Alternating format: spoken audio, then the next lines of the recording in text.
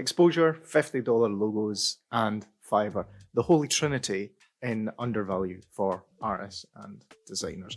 No one wants to work for free in the creative industries, and frankly, if you're good at something, don't. But here's how working for free can actually be good for yourself as a designer. Let's find in.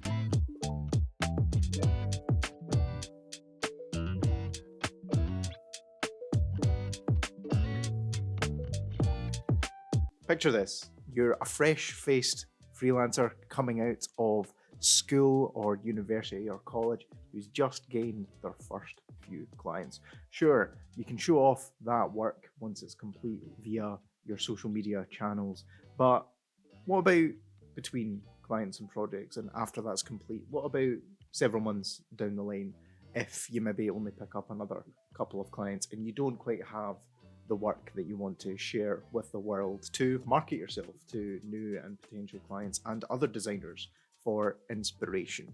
Main question is, how can you get and share fresh-faced projects? And how can you work for free without ultimately losing your sanity? One of the main ones, fake client briefs. Now, these are far safer for both yourself and your mental well-being.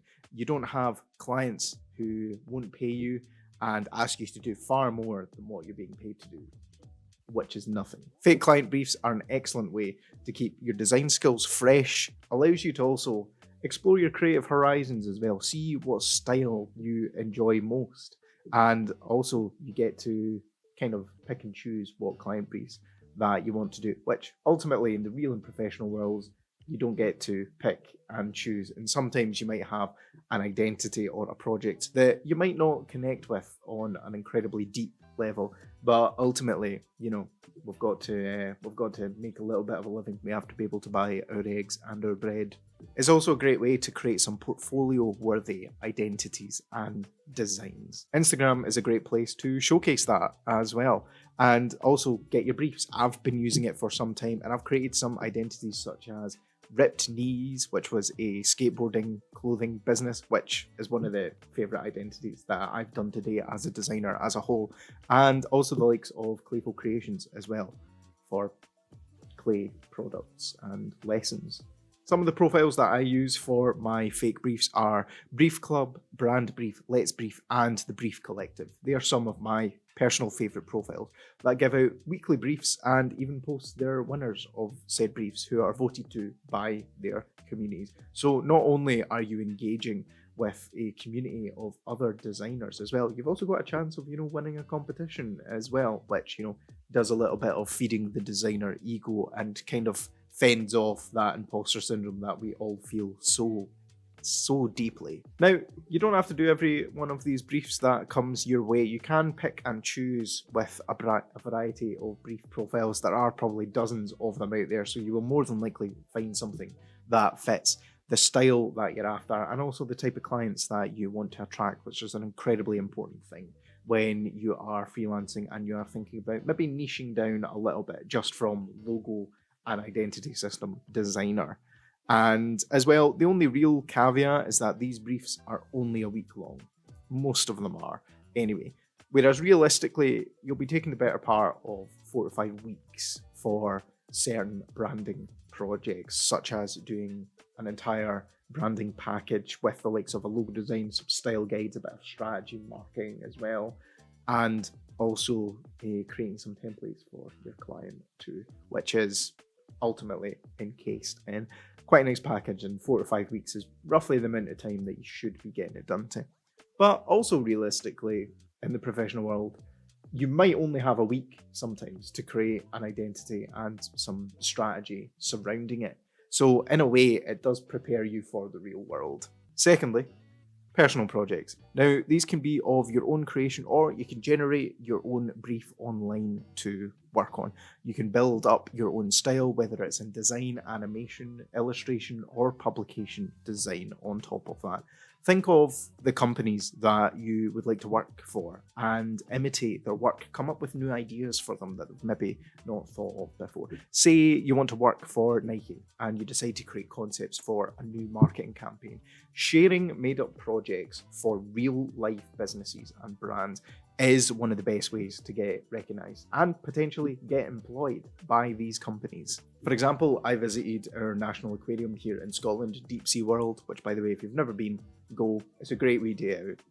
And I saw their branding and their identity, and I thought, why don't I rebrand this? Why don't I reimagine what Deep Sea World would look like if I was hired by them as a designer to do a rebrand for them? So I did that and I came up with this, and I thought it was a successful kind of answer and solution to the rebranding needs that Deep Sea World would potentially have in the future. And on top of this, I'm currently working on a Dungeons and Dragons project as well, which will be finished hopefully by the time 2025 comes around. It's quite a hefty project, but I've already came up with the title, designed it myself as well by purely looking up tutorials online and teaching myself to.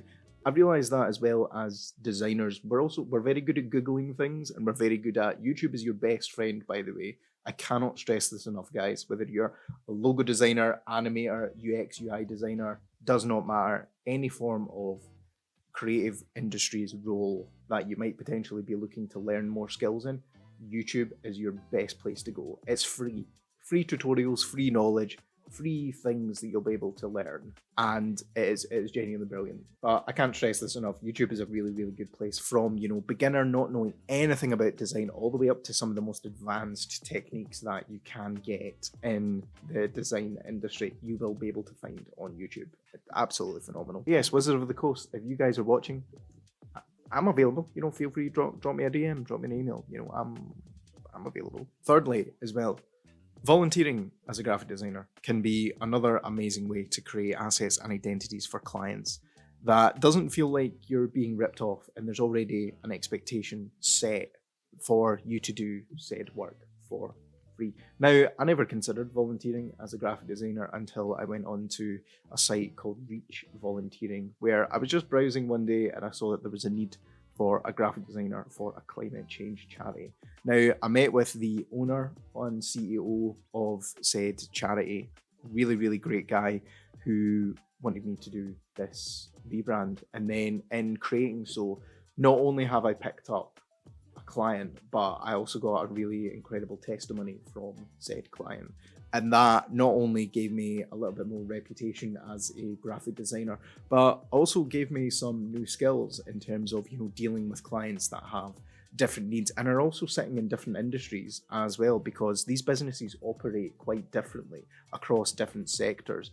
And it's really interesting to hear about and see how they work. Now, I know I said don't work for free for clients, but I feel I can make an exception for volunteer, as there's many businesses that are in, the startup stage and are struggling to create their own identities and rely potentially on logo maker websites like Wix, Logo Maker, and Canva as well, which I don't necessarily recommend, because your logo design will probably look like hundreds of other logos that have been created on there, and then you get into some muddy water with copyright and intellectual property, and it's just a mess, guys. Do not use logo makers if you can help it. If you absolutely must, and you're in the startup stages, sure, do it.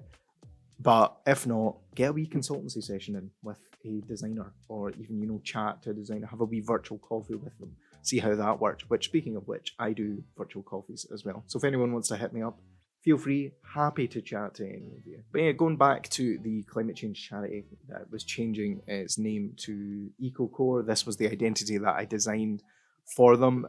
In doing this as well, this was one of the projects that I actually put in my portfolio when I sent it off to one of the best art schools in the world, which I ended up getting into. Now, I'm not saying that will get you into art school, but what I'm saying is that volunteering your creative skills to a business in need, it can showcase your proactivity in searching for opportunity when you lack the experience for, more professional and paid work.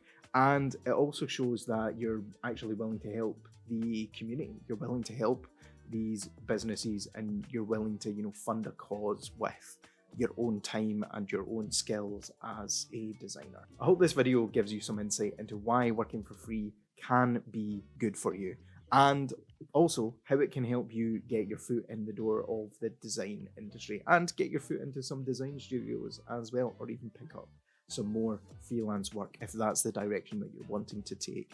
Let me know if any of these have or might potentially help you in the comments. And remember to like and subscribe as well. I will catch you guys in the next one. I'll see you there. Bye bye.